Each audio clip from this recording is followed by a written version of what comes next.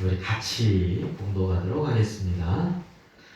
우리 주 예수 그리스도를 변함없이 사랑하는 모든 자에게 은혜가 있을지어다. 아멘. 네, 3월 두 번째 주일, 사순절 네 번째 주일을 맞이했습니다. 주님의 은혜가 여러분의 삶 가운데 함께 있기를 주님의 이름으로 먼저 축복합니다. 여러분, 좋은 사람 하면은 여러 가지 기준이 있겠죠. 그렇죠? 좋은 신앙, 여러 가지 기준으로 생각할 수 있겠습니다. 그런데 성경에서는 한 가지 기준이 있습니다. 그 중에 뭐가 있냐면 변함없이 한결같은 사람 또는 변함없이 한결같은 신앙. 이게 좋은 사람 또 좋은 신앙이라고 할 수 있다는 것이죠. 사람들이 보석 가운데 제일 좋아하는 보석은 최고의 보석을 지른 것은 다이아몬드입니다. 그래서 왜 다이아몬드가 좋냐면 변함이 없다고 그러죠. 네. 어떠한 것에 깨지지도 않아요. 그러면 다이아몬드는 무얼로 이렇게 다듬죠? 다이아몬드로 다듬습니다. 그만큼 다이아몬드 외의 것으로는 다이아몬드가 이렇게 뭐 쇠하거나 이러지 않습니다. 변함이 없어요. 그래서 사람들은 보석 가운데 최고는 다이아몬드라고 생각을 하는 것 같습니다. 다이아몬드 같은 사람, 다이아몬드 같은 신앙, 참 좋은데 안타깝게도 사람들은 그렇지가 못한 것 같습니다. 이렇게 변하는 거죠. 신앙생활도 변화. 오늘 에베소서 말씀해 보니까 사도 바울이, 그러니까 에베소서는 우리가 잘 아시다시피 옥중서신입니다. 감옥에 있으면서 에베소 교인들한테 이제 쫙 에베소서를 이렇게 지금 하고 있잖아요. 근데 맨 마지막에 좀 특이하게 축복해주는 축원문으로 끝나는데 다른 대하고는 좀 틀려요. 에베소서의 마지막 축복 기도문이 오늘 우리 함께 읽은 말씀이에요. 그리스도를 변함없이 사랑하는, 이렇게 나와요. 은혜가 있을지어다. 왜 그렇게 축복 기도를 했을까? 생각해보니까 에베소서 말고 에베소에 대해서 나온 부분은 이제 사도행전하고 요한계시록만 나와 있습니다. 자, 사도행전에는 3차 전도 여행 때 이제 에베소를 중심으로 해서 많이 사역을 했거든요. 무려 3년간을 거기서 있었습니다. 그 중에서 그 사역을 하면서 이제 두란노 성원도 있었고요. 그 에베소를 통해서 그 소아시아 지역이 하나하나 전도되기 시작했어요. 그러니까 이 소아시아 지역 중에서의 모교회 같은 역할을 했던 것은 바로 에베소입니다. 에베소 교회가 돼요. 자, 그런데 요한계시록의 또 2장에 소아시아 7교회에 이제 사자들에게 편지하지 않습니까? 근데 제일 먼저 나오는 교회가 에베소 교회예요. 왜? 모교회니까. 근데 에베소 교회에 보면 부지런하고 인내하고 뭐 수고하고 여러 가지 칭찬을 해주시면서 딱 한 가지 부족한 것이 있다라고 권면해주고 있는데, 어떤 면에서는 책망성 있는 권면이기도 하죠. 그때 뭐라고 하냐면 너의 처음 사랑을 버렸느니라. 그러므로 어디서 떨어졌는지를 생각하고 회개하여 처음 행위를 가지라. 이렇게 주님이 말씀하십니다. 이 에베소 교회 성도들에게 있어서 사도 바울이 지도를 하면서 느끼는 것은 그렇구나. 에베소 교회는 여러 가지 장점이 있는데 한 가지 부족한 것이 있었던 거예요. 그래서 에베소 교회에 에베소에서의 편지를 쭉 쓰면서 마지막에 하는 것이 굉장히 중요하잖아요.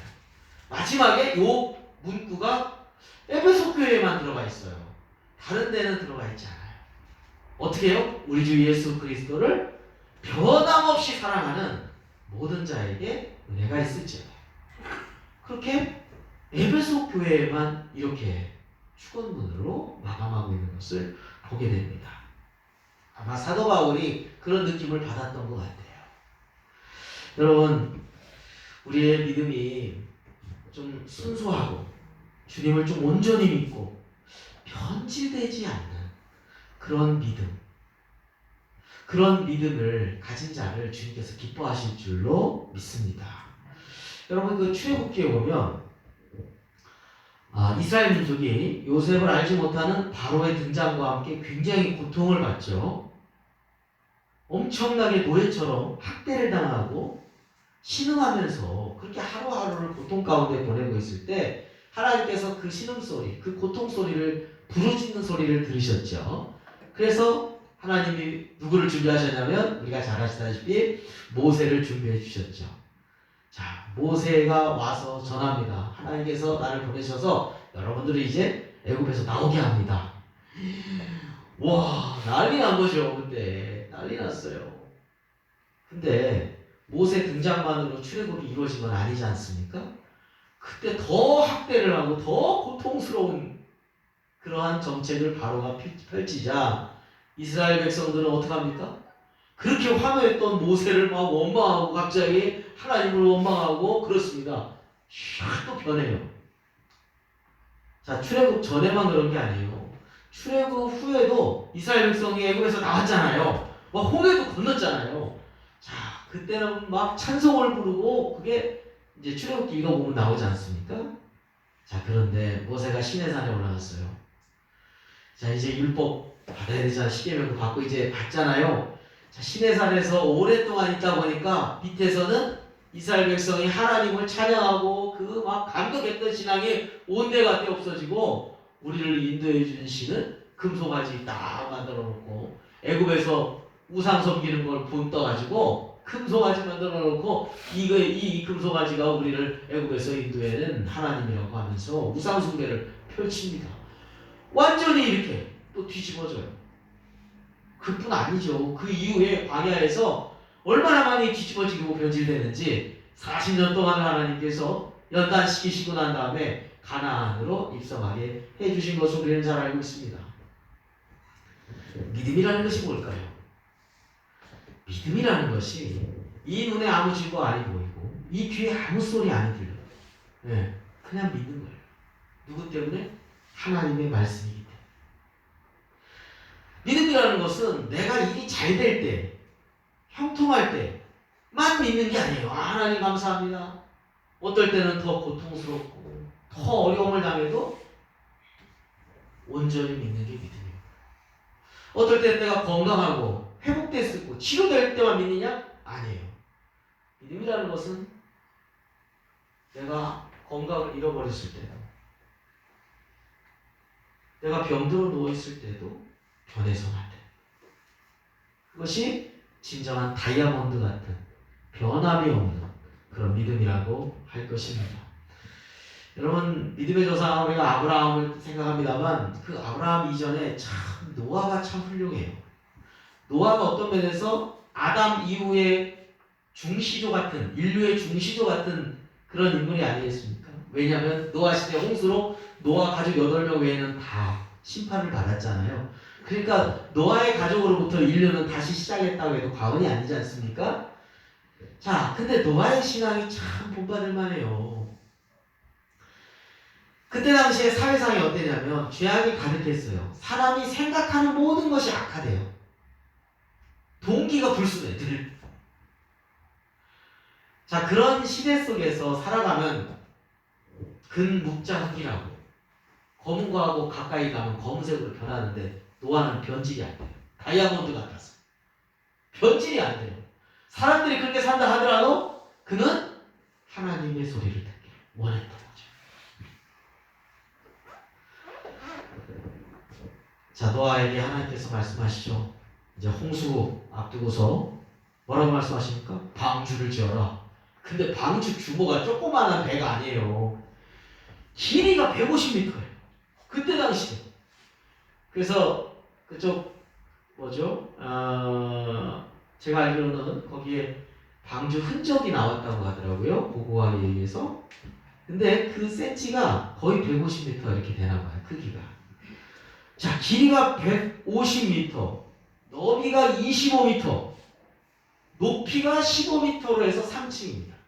그러니까 5m죠. 5m씩 1층에서 3층 15m예요. 여러분, 그것을 노아 가족 8명이서 짓는다고 생각해 보세요. 그거 순종하기 어려울 거면 이걸 어떻게 짓니까? 아마 사람들이 그랬을지도 몰라요. 근데 노아는요, 하나님이 지라면 하나님께서 공급해 주시는 것이 있을 것이고 그만한 힘을 주실 것이고 그만한 지혜를 주실 것이고 내가 하지 못할 일은 하라고 말씀 안 하실 것이라고 믿었어요. 그리고 그냥 묵묵히 짓는 거예요. 사람들이 엄청나게 조롱했을 거예요. 왜 그러냐면 왜 짓습니까 이걸? 이제 하나님이 심판을 내리시는데 홍수가 옵니다. 그래서 하나님께서 나에게 그 방주를 져서 대비하라고 하셨습니다. 그리고 이 땅은 심판받을 겁니다. 그러니 여러분 회개하십시오. 하나님의 심판이 지금 다가오고 있는데 회개하지 않으면 안 됩니다. 홍수를 하나님이 심판하신다고 했습니다. 사람들이 뭐라고 했을까요? 미쳤나 보다 했어요. 아니 날씨가 이렇게 무슨 홍수가 오냐고. 비가 아무리 와도 그렇지 그냥 다 쓸려 들어가지 무슨 이 큰 배 속에 들어가야지 사냐고 아마 조롱했을 거예요. 미친 사람 취급했을지도 모릅니다. 그러나 노아는 사람의 소리보다 하나님의 말씀을 순종하기를 원했습니다. 그래서 그는 그들에게 권면도 하지만 한편으로는 계속해서 방주를 짓는 거예요. 1년이 걸리든 2년이 걸리든 3년이 걸리든 그냥 묵묵히 짓는 거예요. 사람들이 아무리 비웃고 무시해도 나는 하나님의 말씀을 믿습니다. 결국 어떻게 됐습니까? 홍수가 내렸죠. 40일을 주야로 내렸습니다. 모든 것이 다 물로 덮이고 말았습니다.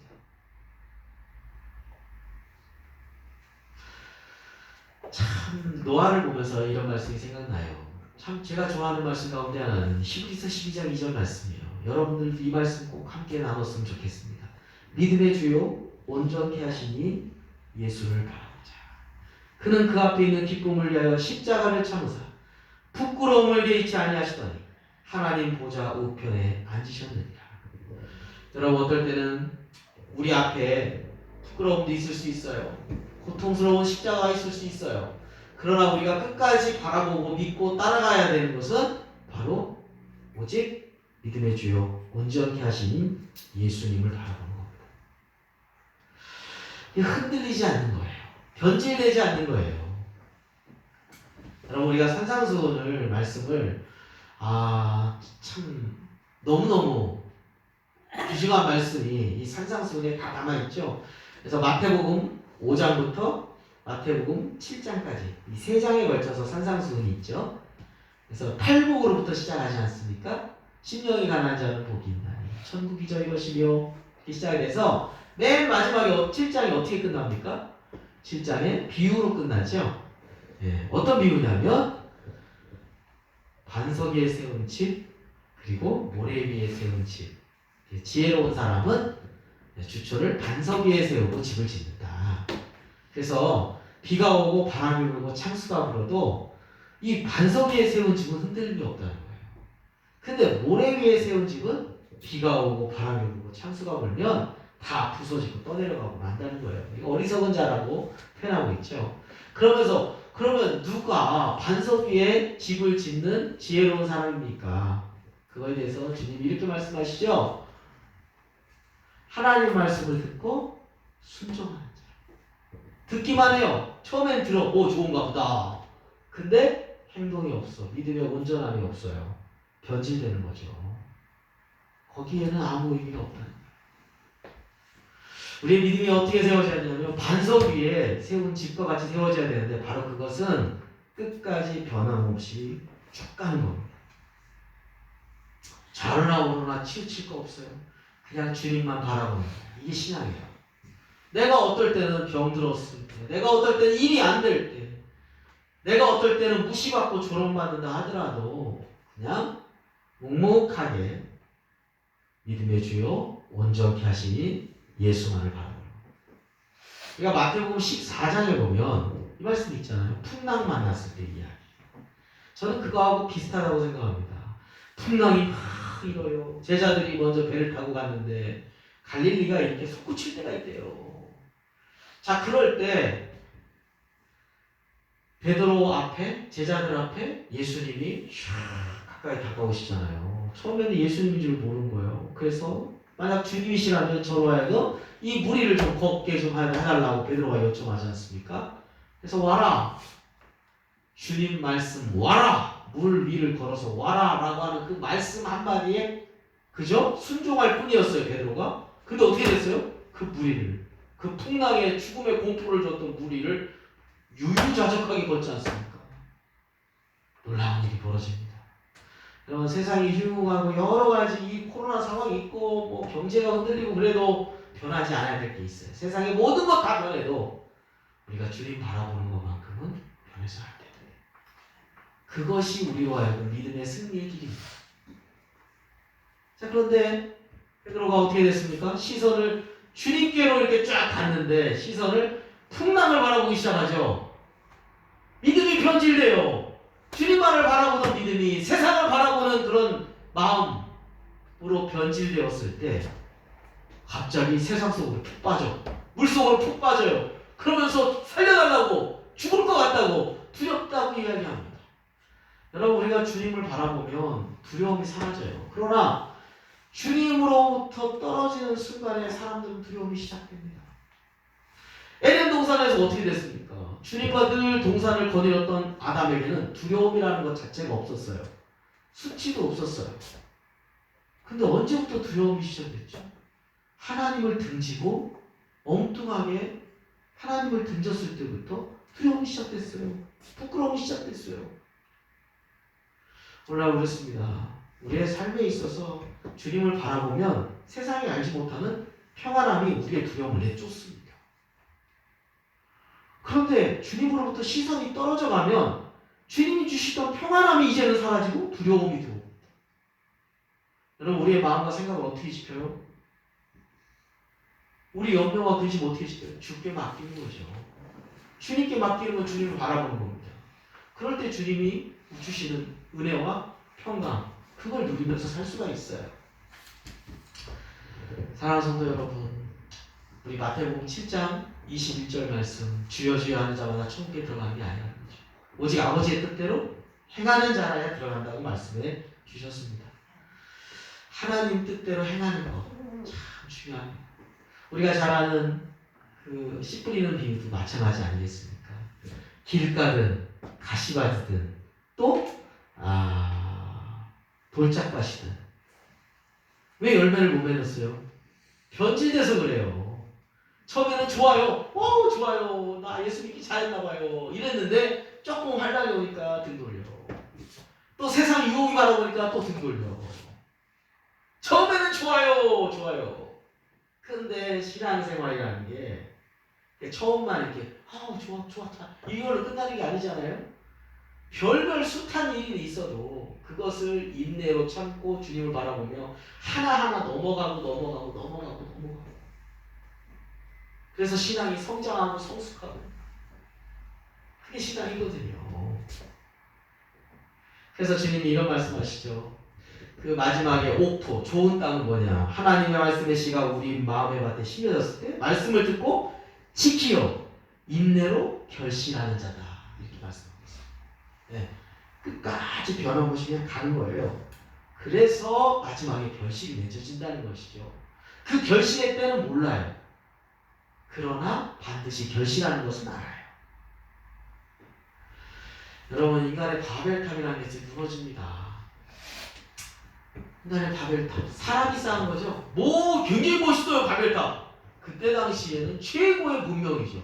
오늘날 우리나라에서 보면은 얼마 전까지 우리 80년대까지만 해도 대한생명 63빌딩을 보면서 인간의 문명이 대단하구나 이런 생각을 했잖아요.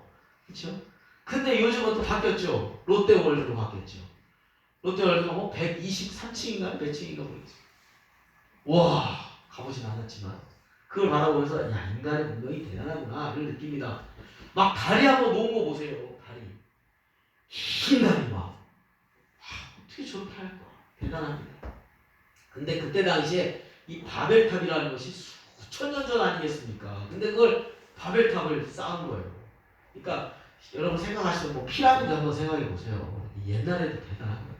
자, 그걸 바라보면서 멋있다 여기까지 말하는데 그 뒷 배경을 알아야 돼요. 하나님께서 노아로 말미암아 이제 후손을 8명을 이제 남겨서 이제 후손이 막 생기잖아요. 그때 뭐라고 말씀하셨냐면 생육하고 번성하고 땅에 충만하라고 했어요. 땅에 흩어져서 충만하라고 했어요. 근데 근데 그들은 뭐라고 합니까? 바벨탑 살 때? 우리가 흩어짐을 면하게 하자. 네, 그리고 우리 이름을 내자. 저 하늘 끝까지. 완전히 불순종합니다. 하나님을 바라봤던 노아의 그 후손들이 이제는 하나님을 완전히 등지고 살자는 거예요. 하나님 없이 우리가 분명히 이루어낼 수 있다. 하나님처럼 될 수 있다. 누구 없이? 하나님 없이. 이러한 아주 무신론적인 그리고 불신앙적인 그런 마음을 가지고 지은 게 바벨탑이에요. 근데 바벨탑이 결론적으로 어떻게 됐습니까? 무너진다. 하나님이 요거 하나만 건드렸어요. 뭐 아무것도 안 했어요. 하나님께서 뭐 번개를 동원하고 뭐 바람을 폭풍을 치고 그런 거 안 했어요. 언어 하나, 말 하나 이렇게 싹 건드려 주셨더니 다 흩어지죠. 사람의 하나님의 어리석음이 사람의 지혜보다 더 지혜로워요. 사람은 하나님 앞에서 너무나 불순종해요. 너무 아는 척. 어떻게 됐습니까? 바벨탑 우리가 잘하시니 더 이상 지을 수가 없어요. 다 무너지고 합니다. 인간 최고의 지성의 산물이라고 하는 것이 어떤 사람들은 그렇게 얘기해요. 여러분 공산주의라는 거 참 공산주의. 능력에 따라 일하고 필요에 따라 나눠주는 거죠. 여러분 이거만 좋은 거 있어요. 생각해보세요. 능력에 따라서 일한다고 하죠? 그 다음에 필요에 따라서 나눠준대요. 성경에도 나오죠. 사도행전에도 그렇게 살았어요. 사실은 거기에서 본 따가지고 공산주의가 만들어졌다는 얘기도 있어요. 자, 그런데 중요한 것은 공산주의 사상에는 오직 물질, 유물 사상이 있어요. 거기에는 하나님이 전혀 없어요. 하나님을 믿는 거? 약은 마약과 같은 거야. 이렇게 생각하는 거죠. 아편과 같다고 생각합니다. 하나님이 완전히 배제됐어요. 바벨탑이에요. 바벨탑 무너진 것처럼 공산주의가 100년도 안 돼서 그냥 무너졌어요. 그렇죠? 예. 네. 볼셰비키 혁명이 1917년에 했어요. 근데 무너진 건 언제 무너졌어요? 고르바초프 때 무너졌죠. 1989년에 무너졌어요. 100년도 안 돼가지고 공산주의 사상은 무너지는 거예요. 하나님을 등졌을 때 모습, 하나님 앞에 변질됐을 때 모습은 잘 되는 것 같을지 모르겠지만 무너지고 맙니다. 그러나 약하고 힘든 것 같아도 그냥 꾸준하게 묵묵하게 주님만을 바라보는 사람은 반드시 그 열매를 맺게 된다는 것을 성경에서 우리에게 말씀해 주고 계십니다. 사랑하는 성도 여러분, 우리가 오늘 에베소서 말씀을 새벽기도 때 우리가 계속 말씀을 보고 있어서 요즘 코로나 시대도 있고 그래서 교회 안 가는 분들이 이제 많아지기 시작하잖아요. 근데 그걸 뭐라고 하는 게 아니라 코로나로 인해서 믿음까지 변질돼서는 안 된다는 거예요. 우리의 믿음만큼은 변질되면 안 된다는 거예요. 그러면서 사도 바울이 지금 우리가 에베소서를 새벽기도 때 이렇게 이제 말씀을 매일매일 묵상하고 있습니다만 에베소서의 마지막은 굉장히 간절한 거예요. 다른 데보다 또 다르게 얘기하고 있잖아요. 그렇죠? 다른 데하고 바울 서신에서 이렇게 마지막을 기록한 곳은 에베소서밖에 없어요. 에베소 교인들이요, 다 좋은데 변질되지 마시고 변함없이 그리스도를 사랑합니다. 여러분 우리 신앙생활 하는데 어떤 연회에서 우리를 하나님 부르시는 거 여러 가지 원리가 있습니다. 여러분 우리가 신앙생활하는 그 길 여러분 후회하는 길이 아닙니다. 때로는 어렵고 힘들 수도 있어요. 내 일이 오히려 뭐 교회 다니는데 왜 이렇게 일이 안 돼? 왜 그래? 교회 다니는데 왜 이렇게 아파? 그럼 그것이 신앙이 변질된 원인이 될 수는 없습니다. 신앙에 그런 일이 있을 수 있어요. 그러나 그걸 이기는 게 신앙이에요.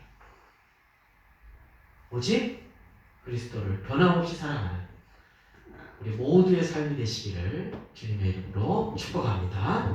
기도드리겠습니다. 하나님 아버지, 우리를 불러주셨습니다. 하나님, 여러 가지 어려운 환경 속에서 많은 사람들이 교회를 멀리하는 것을 즐겨하고 있는 시대 속에서 우리가 살고 있습니다. 하나님, 그렇다 하더라도 노아는 하나님 말씀을 듣고 하나님을 온전히 쫓았고 결국은 구원받았던 것을 보게 됩니다.